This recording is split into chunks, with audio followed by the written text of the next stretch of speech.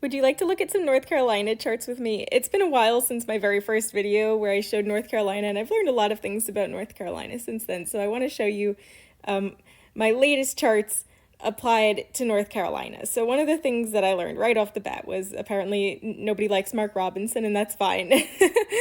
So measuring North Carolina president versus governor is probably not the best idea in 2024 because nobody likes Mark Robinson. So I've compared the president to the attorney general, and I've looked at multiple years for you. So let's look at them together. Okay, here's 2024, and just a reminder for how these charts work. Each line is a candidate. The dark red is Trump. The light red is the down ballot. The light blue is the down ballot Dem. And then the dark blue is the Democratic presidential candidate. And then this teal line is Republican undervotes, and the orange line is Democrat undervotes. And undervotes are the difference between the presidential candidate and the down ballot candidate. So this looks like parallel lines. Here you can see it looks like parallel lines. These are parallel, these are parallel, these are parallel. It looks as if, there's like a little convergence up at the end here, but we'll talk about that in just a moment. So that's 2024. Here's 2020. Don't mind if it looks like there's more there. There aren't actually. The last one I just screenshotted when it was smaller. So you can see the lines are still pretty parallel. There's a little more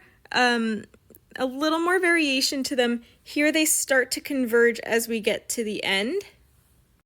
And here's 2016. Now 2016 looks like what I would expect to be split ticket voting, which people kept telling me is really popular in North Carolina. People love to split their tickets in North Carolina. This looks like ticket splitting. How can I tell?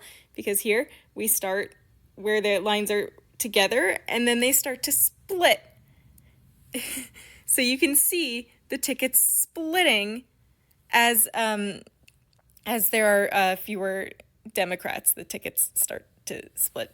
Yes, that's 2016.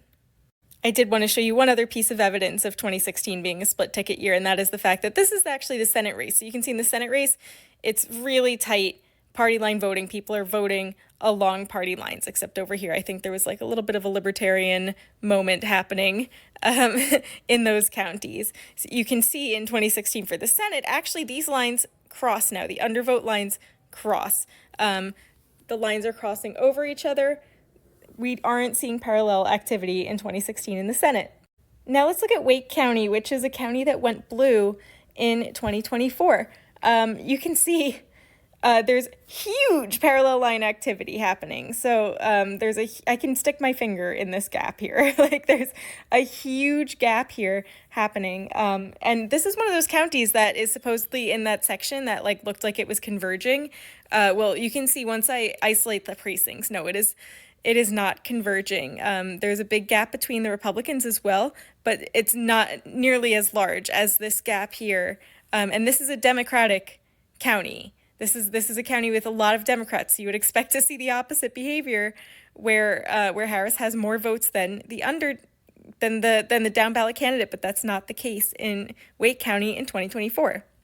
Here's Wake County in 2020. You can see really tight party line voting. There's a little bit of separation here, but really overall tight party line voting. People are voting along party lines. The undervote lines are like right on top of each other, and then they like converge at the end.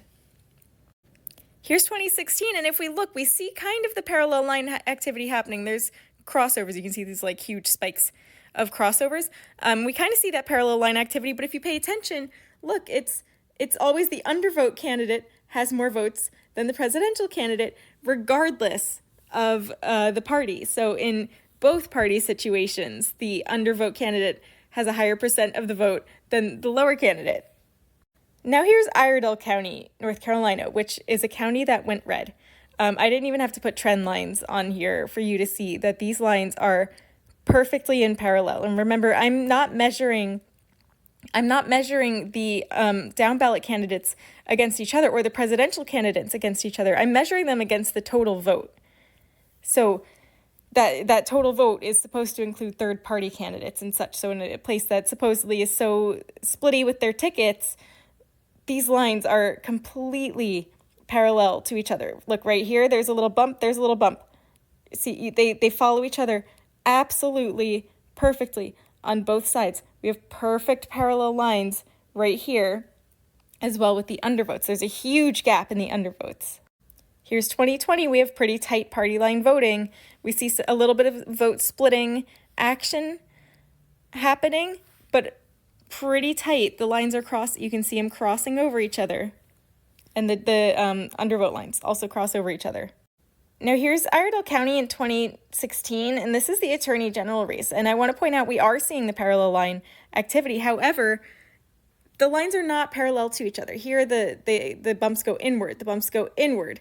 They're not moving together like they were in 2024. And I want to show you again, the Senate race looked very different in 2016 from the Attorney General race.